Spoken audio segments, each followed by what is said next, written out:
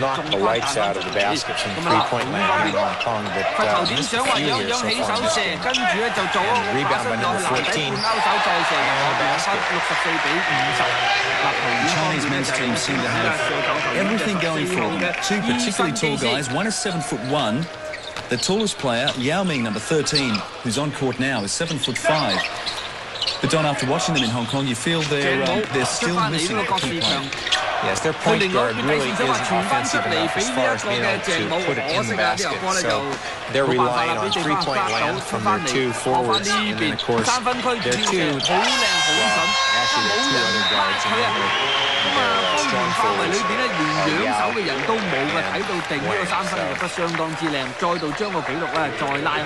Yao and Wang really haven't dominated against the Lithuanians. Of course, we saw the Lithuanians playing a very, very offensive game against the tough team against the Americans. Very physical side. And they'll really be pushing around the Chinese. You can see it right there, number 12. To the Sydney Superdome for this men's basketball pool game between Lithuania and China. It's from Pool A, and both teams desperately need to win this encounter. There's 6 teams in the group. The US leads, followed by France and Italy, with Lithuania 4th and China 5th. So China especially have got to notch up a win. That was 15. Wang Zizi plays his ball with Baji in Beijing. He's 7'1", and still not quite tall enough to...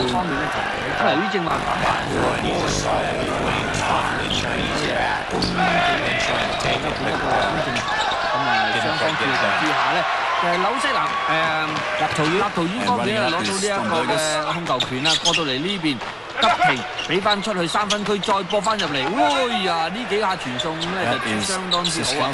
咁啊，完全引到咧就中國方面嗰個防守咧完全將個重心係完全轉移晒啦。咁啊，可惜咧最後咧就未能夠將個波擺喺網裏邊。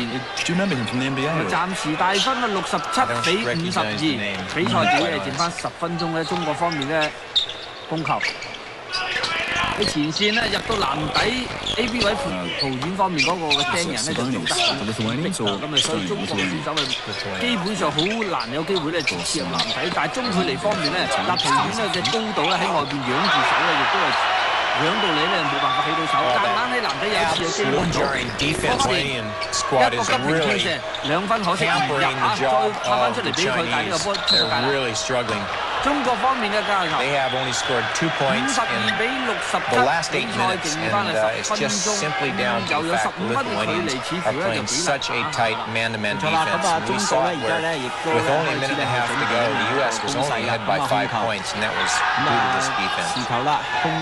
Another example that height is not everything. If you look at the US dream team, they're not tall. In fact, I don't think they have a single player in the squad that's over 7 feet tall. They have their tallest player 6'9" from the U.S. and then it drops right down. 中國式嘅天勾啊喺嗰個位置仰身咗個假動作，跟住咧姚明啊一個右手勾手入。So Dream Team really was a small team, even by Olympic standards. 純講平均高度嚟講咧，就大家都係差唔多。立陶宛就有一個 3-point play, the foul called. So 高啊呢個嘅蘇球斯卡斯。咁啊，另外中國方面咧，亦都有一個高佬啊，姚明咧就係7尺5寸，就正話反手勾手嗰位咧就係啦。嗱，睇下佢啊，樣一樣，跟住咧一個天勾，好靚好靚嘅勾手嚇，興趣啊！咁見到14號嘅球員咧就有巴特爾。I think the big Mongolian Menk Batir is coming on. He hails from the Chinese-Mongolian border. 好啦，咁啊而家咧中國佢哋都攞翻個控制權啦，咁啊傳送翻俾6號嘅市場，咁啊各市場睇定啲睇下佢點樣攻法，咁啊採取個攻勢，咁啊嘗試走籃，咁可惜咧就俾McBatir off to Linan，聽好緊啊！試試再嚟個傳送，咁啊而家時間好慢啊，得翻個3秒嘅進攻球啦，好彩咁啊都可以攻到嘅啦，雖然唔能夠入波啊，咁但係好可惜咧個主動權咧就俾翻喺個立陶宛手上啦，咁啊立陶宛咧嘗試再採取呢個攻勢，咁啊傳送翻喺底線，手球想試個3分波，好可惜咧就喺個翻出嚟，嘗試一個走球，啊好嘢，咁啊。總算咧就攞翻2分波啊！應然係69比54，相差15分嘅距離啊！咁呢一個距離，如果冇辦法拉近嘅話咧，呢場波中國咧就應該輸。如果輸埋呢場咧，就出線就冇望嘅。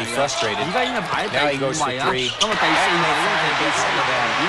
咁啊如果呢場波贏嘅話咧，就個位置會對調；如果輸嘅話咧，個分數咧就會拋離咗。咁啊變咗中國咧要上翻去就機會就唔大啦。咁啊啱啱國士強咧就攞到3分波。咁啊而家咧控制權咧亦都喺翻立陶宛度啦。咁啊嘗試咧製造呢個攻勢啊！咁啊傳翻落去底線，嘗試走籃，唔係喎，原來交俾佢另外一個隊友11號咧，因為嘗試攻球咁啊，好可惜呢個波咧彈翻出嚟。去到9號嘅時候咧，一掟，好可惜。控制權咧又去翻中國嗰度啦，咁啊中國快手少少啦，嘗試走籃失敗。兩個人咧前面封住佢，你就夾硬去嘅。嗱，睇翻呢球波嚇，反攻嘅速度係相當之快下㗎。咁啊，但係咧就好可惜啊，傳球咧就唔到位俾對方，就中途咧就接咗翻個籃㗎。好靚啊！呢3分啊，佢較早前咧國之前嘅3分波啊。好啦，咁啊，而家中國隊咧暫時嘅形勢咧就唔係咁理想啊，暫時咧郭士強嘅罰球第一球中，好啦，咁啊攞到1分。郭士強嘅身高只係得6尺4寸，喺籃球球員嚟講咧就唔算係高。大概喺中場啊，嗰個控球咧就相當之好啊，所以係由佢負責做中場嘅咧，攞波分波咧就係好啦，立陶宛咧就試圖咧就採取呢個攻勢啦，咁喺3分線內咧就嘗試投籃啊，唔係傳送翻睇下係咪交俾個隊友還是點？好啦，咁啊俾翻佢嘅隊友。呢個就係8號嘅選手啊，史圖斯卡斯啊，好咁啊，呢個識得呢次嘅攻守嘅失球，咁啊再交翻俾咧就俾中國嘅選手咧就攞翻個波，咁啊嘗試進。